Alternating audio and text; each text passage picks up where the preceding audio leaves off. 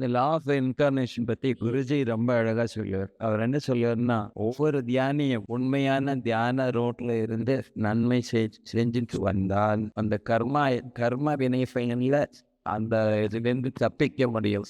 அப்படின்னு சொன்னா என்ன? பழைய கர்மா பேலன்ஸ் நெறைய இருந்திருக்கும். பாக்கி கர்மா இருந்திருக்கும் போன ஜென்மத்தில நெறைய. எக்ஸாம்பிளுக்கு சொல்றேன். சப்போஸ் எனக்கு 18 கெட்ட கர்மா இருக்கு. 18 சும்மா நம்பருக்கான்னு சொல்றேன். 18 இருந்திருக்கு. நான் பொறக்கும்போதே 18 தப்பு கர்மாவோட வந்திருக்கேன். பட் இந்த ஜென்மத்தில இதுவரைக்கும் நான் பண்ணது 10 நல்ல கர்மா தான். 18 கெட்ட கர்மா, 10 நல்ல கர்மா. ஓகே. புண்ணியம் பாவம் அப்ப வைக்கும்போது 10 புண்ணியம், 18 பாவம். 18 பாவம். அப்ப என்ன, நீங்க ஒரு பேங்கரா இருந்தா உங்களுக்கு தெரியும். அதுல பேலன்ஸ் பண்ணும்போது 8 பேலன்ஸ் இருக்கு. இப்போ 8 கெட்ட கர்மா பாக்கி இருக்கு.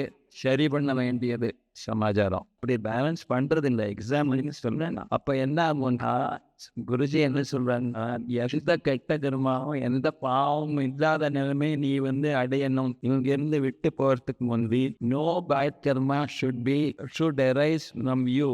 அதர்வைஸ் இல்லைன்னா மறுஜன்மா எடுத்துதான் அதை தீர்க்க வேண்டி இருக்கும். அதுல கெட்ட கர்மா இல்லாதபடி பார்க்கணும் சொல்லி. அதே சமயத்துல நல்ல கர்மா கூட பாக்கி இருக்கக்கூடாது. ஏன்னா நல்ல கர்மா இருந்தாக்கா திருப்பியும் வரணும். அதை அனுபவிக்கிறது இந்த உடல்ல தான் அனுபவிக்கணும். ஸோ அதனால அப்போ திருப்பி வந்தோம்னா திருப்பி கெட்டது செஞ்சு திருப்பியும் நம்ம பாவத்தை சுமந்துக்க வேண்டிய அவசியம் வரும். ஸோ புண்ணியத்தை அனுபவிக்கிறதுக்கும் நம்ம உடல் எடுக்க வேண்டி வரும்ல.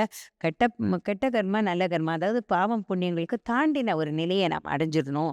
பிறவிகளே இருக்காம இருக்கணும்னாக்கா, இன்னும் அடுத்தது பிறவிகள் எனக்கு வேண்டாம், அந்த இந்த இது இறப்பு பிறப்புங்கிற அந்த சக்கரத்துக்குள்ள நான் மாட்டிக்க வேண்டாம் அப்படின்னு நினைக்கிறவங்க நல்லதும் ஒரு அளவுக்கு பண்ணணும். நல்லது பண்ணியிருக்கேன்னு நினைச்சுக்க கூடாது. நம்ம நல்லது பண்ணியிருக்கேன்னு பதிவு பண்ணக்கூடாது.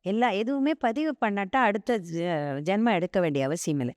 நம்ம என்ன பண்ணிடுறோம், பதிவு பண்ணிடுறோம் எல்லாத்தையுமே. ஆனா கெட்டது பண்ணும்போது தனியாவே பதிவு ஆயிடும். பதிவானதுக்கு அப்புறம் தான் கெட்டதை செய்வோம்.